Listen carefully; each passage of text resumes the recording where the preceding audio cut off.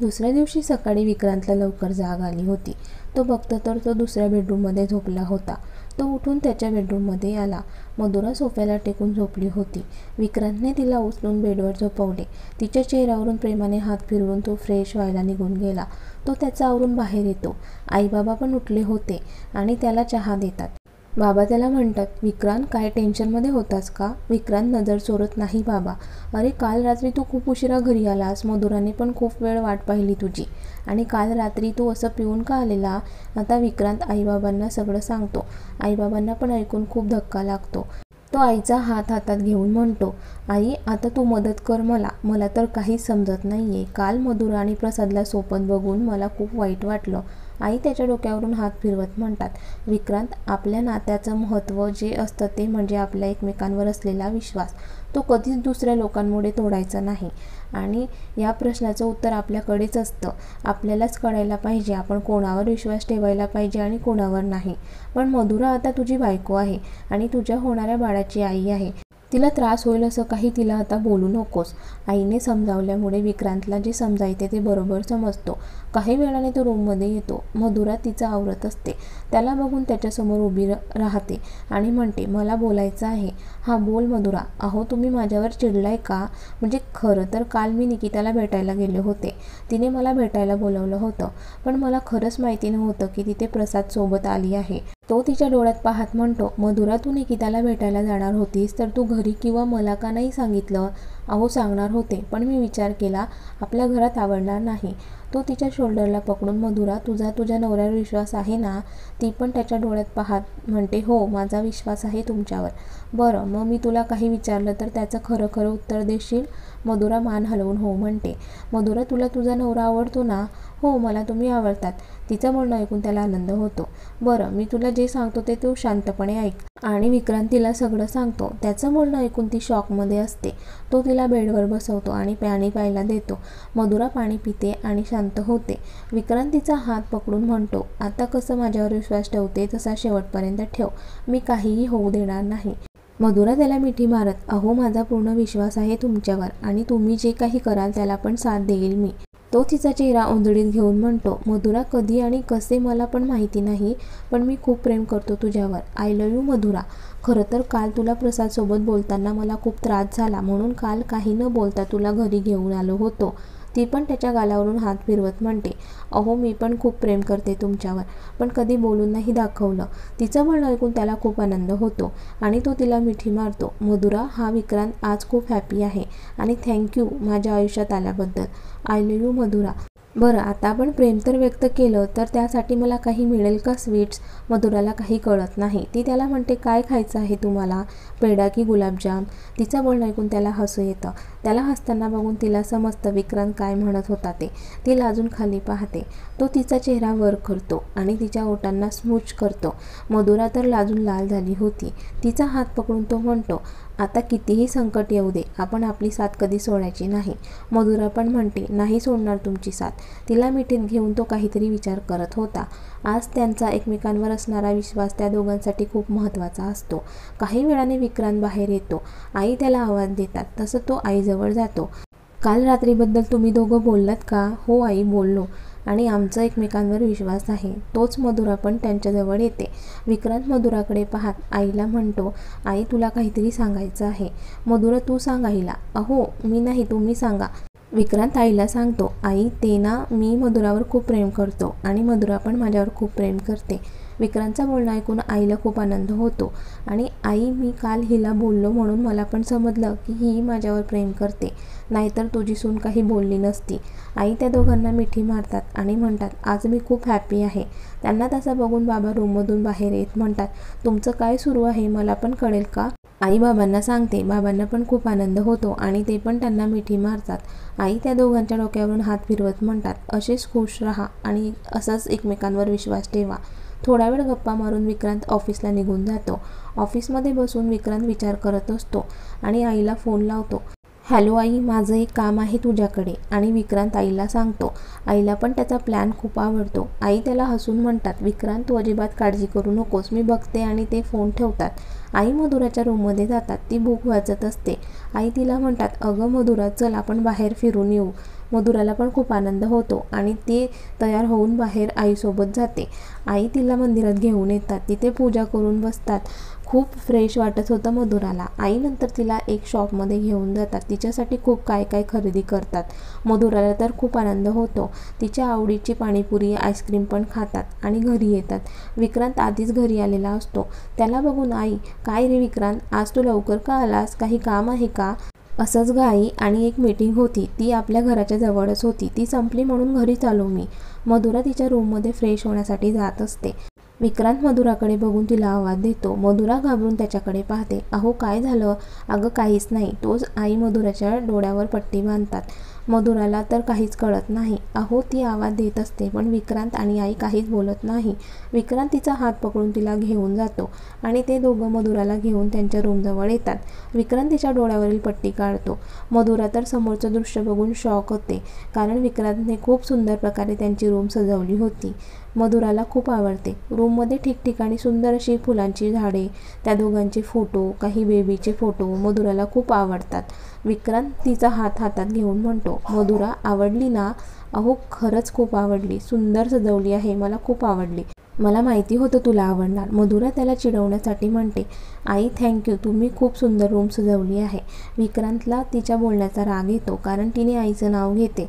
तिला समजतं विक्रांतला राग आला आहे. ती त्यांच्याकडे बघून म्हणते, अहो काय झालं?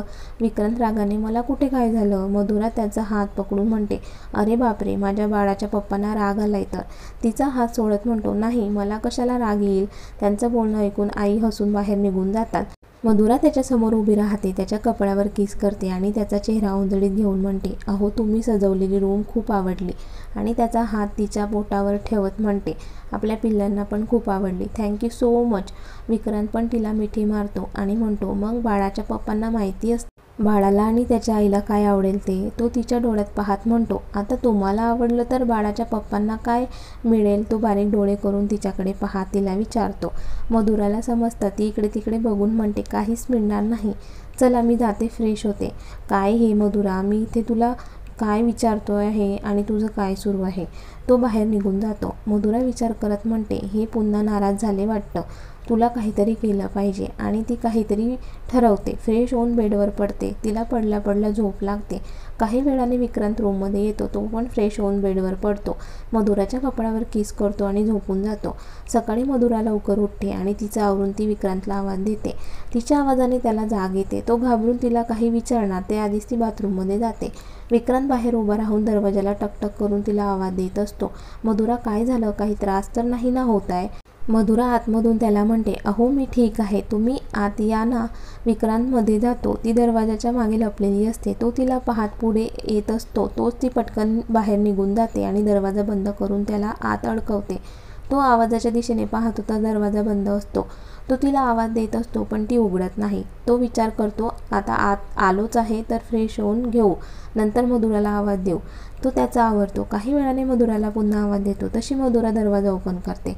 विक्रांत बाहेर येतो आणि तिच्याकडे भान हरपून पाहत असतो. तिने वेस्टर्न ड्रेस घातला होता, त्यातून तिचे पुढे आलेले पोट तिचं सौंदर्य वाढवत होते. खूप सुंदर दिसत होती ती. विक्रांत तिच्या जवळ येऊन तिच्या कपड्यावर किस करत म्हणतो, बायको खूप सुंदर दिसते तू. मधुरा पण त्याच्या गालावर किस करत म्हणते, तुम्ही पण खूप हँडसम दिसताय. आणि हसत हसत बाजूला होते. विक्रांतला समजतं मधुरा का हसत आहे, कारण त्याने फक्त शॉर्ट्स पॅन्ट घातलेली होती. तो त्याच्या केसांमधून हात फिरवत हसतो आणि तिच्या जवळ जातो. मधुरा हळूहळू मागे जात असते आणि ती बाथरूमच्या दरवाजाला टेकते. विक्रांत तिच्या डोळ्यात पाहत म्हणतो, बायको आज काही स्पेशल आहे का, म्हणजे तू? मधुरा त्याच्या मानेभोवती तिचे हात गुंफत म्हणते, काल राग आला होता ना माझा?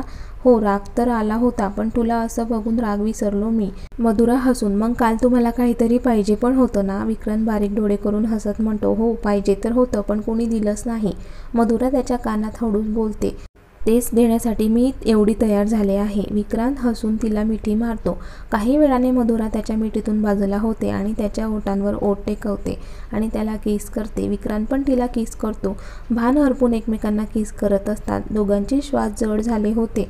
काही वेळाने ते बाजूला होतात. विक्रांत तिला उचलून बेडवर घेऊन जातो. तिच्या कपड्यावर किस करत म्हणतो, मधुरा तू मनापासून तयार आहेस ना? मधुरा पण मान हलवून हो म्हणते आणि त्याला घट्ट मिठी मारते. आज खऱ्या अर्थाने ते एकमेकांचा स्पर्श अनुभवत होते. जे एक नवरा बायकोचं नातं घट्ट करते. आज खूप हॅपी असतात दोघे पण. काही वेळाने विक्रांत ऑफिसला निघून जातो. असेच दिवसामागून दिवस जात होते. त्या दोघांचं नातं खूप घट्ट झालं होतं, कारण या दिवसामध्ये निकिताने ना मधुराला कॉल केलेला ना विक्रांतला, म्हणून ते दोघं पण टेन्शन फ्री होते. विक्रांत ऑफिसमध्ये त्याचं काम करत असतो. तोच त्याचा फोन वाजतो. तो फोन बघतो तर निकिताचा कॉल असतो. आधी तो इग्नोर करतो, पुन्हा फोन वाजतो. विक्रांत फोन उचलतो आणि बोलायला लागतो. आता का फोन केला आहे मला? निकिता हळूवार आवाजात त्याला म्हणते. विक्रांत, माझं ऐकून घे, मग कॉल कट कर. निकिता, पण मला तुझं काही ऐकायचं नाही आहे. प्लीज विक्रांत, एकदा ऐक माझं. विक्रांत वैतागत, बोल, काय बोलायचं आहे? मी फोनवर नाही बोलू शकत. तू आपल्या नेहमीच्या ठिकाणी मला भेटायला ये. विक्रांत तिला ओढून म्हणतो, मी नाही येणार तुला भेटायला. प्लीज विक्रांत, एकदा भेट, त्यानंतर मी तुला कधीही भेटायला बोलवणार नाही. बरं ठीक आहे, मी येईल तुला भेटायला. त्याने सांगितल्याप्रमाणे विक्रांत तिला भेटायला नेहमीच्या ठिकाणी जातो. काही वेळाने निकिता पण येते. विक्रांत निकिताकडे पाहत म्हणतो, मला का बोलवलं आहे ते बोल लवकर, माझ्याकडे वेळ नाही आहे. निकिता काहीही विचार न करता विक्रांतला मिठी मारते आणि म्हणते, विक्रांत, आय लव्ह यू. मी खूप प्रेम करते तुझ्यावर. मला तुझ्यासोबत लग्न करायचं आहे. चल, आताच आपण दोघे पळून जाऊन लग्न करू. विक्रांत रागाने तिला त्याच्या मिठीतून बाजूला करतो आणि म्हणतो, तुला वेळ लागलाय का? काय बोलते याचं तरी भान आहे का तुला? विक्रांत, मला माहिती आहे मी काय बोलते ते, पण तू समजून घेत नाही आहे माझ्या भावना. निकिता, तुझी फालतूची बडबड ऐकायला माझ्याकडे अजिबात वेळ नाही आहे. मी जातो. आणि तो जायला लागतो. निकिता त्याला आवाज देते, थांब विक्रांत, मला काहीतरी दाखवायचे आहे. तसं विक्रांत जागचा जागी थांबतो. निकिता त्याच्यासमोर येऊन उभी राहते आणि एक पाकिट काढते आणि त्याच्या हातात देते. विक्रांत ते पाकिट ओपन करून पाहतो आणि एकदम स्तब्ध उभा राहतो, कारण त्याला खूप मोठा धक्का बसला होता. त्याचं डोकं चालायचं बंद पडतं. तो ते पाकिट निकिताजवळ देतो आणि काही न बोलता निघून जातो. त्याला जाताना बघून निकिता हसते आणि मधुराला फोन करते. मधुरा पण तिचा फोन उचलते. हॅलो दी, कशी आहेस तू? आणि तब्येत ठीक आहे ना तुझी? मी छान आहे निकिता, आणि माझी तब्येत पण चांगली आहे. तू कशी आहे निकिता? निकिता रडका आवाज, दी मी ठीक नाही आहे. मधुरा तिला काळजीने विचारते, निकिता काय झालंय का? दी मला काय विचारते काय झालंय का म्हणून. खरं तर तुझ्यामुळे सगळं झालं आहे. आज माझा विक्रांत तुझ्यामुळे माझ्यापासून लांब झालाय. मधुराला एकदम शॉक लागतो. ती निकिताला म्हणते, अगं अशी काय बोलते आहेस तू? आणि तू तर प्रसादसोबत लग्न केलं आहेस ना, मग आता तुला विक्रांतची कशी आठवण झाली गं? हो, आठवण झाली, कारण मी आणि तुझ्या नवऱ्याचे एक प्लॅन बनवला आहे. म्हणजे विक्रांत तुला डिवोर्स देणार होता, पण तू प्रेग्नेंट आहे ना. निकिता मधुराला खूप काय काय बोलत असते. मधुरा, तू आमच्या दोघांच्या आयुष्यातून खूप दूर निघून जा, म्हणजे मला माझा विक्रांत परत मिळेल. आणि ती फोन कट करते आणि मधुराच्या मोबाईलला एक PDF पाठवते. मधुरा ती PDF ओपन करून पाहते आणि तिला खूप मोठा धक्का बसतो. तिच्या मनात खूप सारे प्रश्न असतात. मधुरा तर विचार करत रूममध्ये शांत बसते. तोच विक्रांत येतो, पण तिच्याशी एक शब्द पण बोलत नाही. मधुरा त्याच्याकडे बघून म्हणते, विक्रांत, मला तुमच्याशी खूप महत्त्वाचं बोलायचं आहे. विक्रांत तिच्यावर जोरात ओरडून, पण मला तुझ्याशी एक शब्द पण बोलायचं नाही. तरी मधुरा त्याच्याशी बोलते, विक्रांत, तुम्हाला लाज कशी वाटली नाही एवढ्या दिवस प्रेमाचं नाटक करायला? मी किती हॅपी होते तुमच्यासाठी, आपल्या बाळासाठी. विक्रांत तिच्यावर जोरात ओरडत म्हणतो, माझं बाळ की प्रसादचं बाळ? विक्रांत, काय बोलताय तुम्ही? मधुरा, नाटक करू नकोस. मला माहिती ते बाळ माझं नाही आहे, ते तर प्रसादचं बाळ आहे ना. मला सगळं खरं समजलं आहे. अहो, तुम्ही चुकीचं समजताय. ते आपलंच बाळ आहे. हो, मला पण जाणून घ्यायचं आहे ते बाळ माझं आहे की प्रसादचं. त्यासाठी मी DNA टेस्ट करायचं ठरवलं आहे. मधुराला एकदम धक्का बसतो. विक्रांतचा तिच्यावर अजिबात विश्वास नाही आहे हे बघून. मधुरा पण म्हणते, करा तुम्ही DNA, मला काहीही प्रॉब्लेम नाही आहे. ठीक आहे, उद्या सकाळी तयार राहा, आपल्याला डॉक्टरकडे जायचं आहे. एवढं बोलून तो फ्रेश व्हायला निघून जातो. मधुरा तर विचार करत शांत बसते. रडून रडून चेहरा सुजला होता तिचा. विक्रांत रूममध्ये असून मधुराकडे पाहत पण नव्हता. सकाळी सकाळी दोघेही तयार होतात आणि डॉक्टरकडे जातात. डॉक्टर मधुराची DNA टेस्ट करतात आणि विक्रांतला सांगतात, रिपोर्ट्स यायला वेळ लागेल, कळवू तुम्हाला. आणि ते दोघं घरी निघून जातात. या दिवसात दोघे एक शब्द पण बोलले नव्हते. आज रिपोर्ट्स येणार होते. विक्रांतला रिपोर्ट्स बघायचे असतात, म्हणून तो लवकरच हॉस्पिटलमध्ये निघून जातो. काही वेळाने डॉक्टर त्याला बोलावतात. विक्रांत डॉक्टरांचं बोलणं ऐकायला आतुरलेला असतो. डॉक्टर त्याला म्हणतात, मिस्टर विक्रांत, ते बाळ तुमचंच आहे, कारण तुमची आणि त्याची DNA मॅच होत आहे. विक्रांतला खूप आनंद होतो. तो डॉक्टरांना थँक्यू म्हणून घरी जायला निघतो. काही वेळाने घरी पोहोचतो. आई बाबा नाराज होऊन हॉलमध्ये बसलेले असतात. विक्रांत आत येतो. तो काही बोलणार तेवढ्यात बाबा बोलतात, आज तर तू खूप हॅपी असणार ना रिपोर्ट्स वाचून. विक्रांत एकदम शॉक होऊन आईबाबांकडे पाहत असतो. त्याच्या तोंडून शब्द फुटत नव्हते. विक्रांत बाबाकडे पाहत म्हणतो, मधुराने तुम्हाला सांगितले ना बाबा त्याच्यासमोर येऊन उभे राहतात आणि त्याच्या कानात जोरात मारतात. विक्रांत गाल चोळत बाबांकडे पाहतो. तोच आई त्याच्याजवळ येतात आणि त्याच्या अंगावर एक चिठ्ठी फेकतात आणि त्याला वाच म्हणतात. विक्रांत ती चिठ्ठी उचलून वाचायला लागतो. अहो, मी खूप मनापासून प्रेम करते तुमच्यावर, पण तुम्ही तर आजपर्यंत मला फसवत आलात. मला तुमच्याबद्दल काहीच तक्रार नाही आहे. मी मलाच दोष देईल, कारण माझं नशीब खूप खराब आहे. त्याने कधीच माझी साथ दिली नाही आणि आता तुम्हाला समजले पण असेल बाळ कुणाचं आहे ते. पण आता आपला काहीही संबंध नाही आहे, कारण ते बाळ फक्त आणि फक्त मधुराचं आहे. बाकी कुणाचाच त्या माझ्या बाळावर हक्क नाही आहे. आणि तुम्ही तर माझ्याशी आतापर्यंत खूप प्रेमाने वागत आलात, कारण तुमचा प्लॅन तुम्हाला सक्सेस करायचा होता.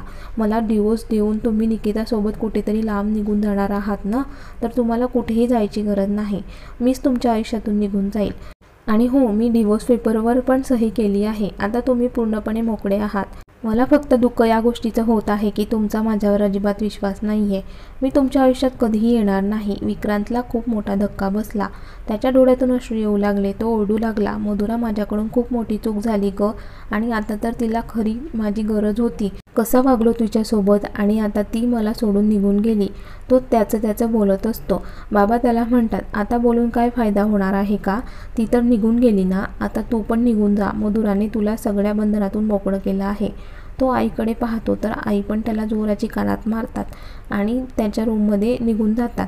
विक्रांत रडत तिथेच बसलेला असतो. त्याला समजते त्याने किती मोठी चूक केली आहे ते. त्याला काहीतरी आठवते आणि तो बाहेर जातो. पुढील भागात बघूया विक्रांत कुठे गेला असेल. आणि कथेचा हा भाग कसा वाटला कमेंट्स करून नक्की कळवा. आणि व्हिडिओला लाईक, शेअर आणि लाईव्ह मराठी स्टोरी चॅनलला सबस्क्राईब करायला विसरू नका. धन्यवाद.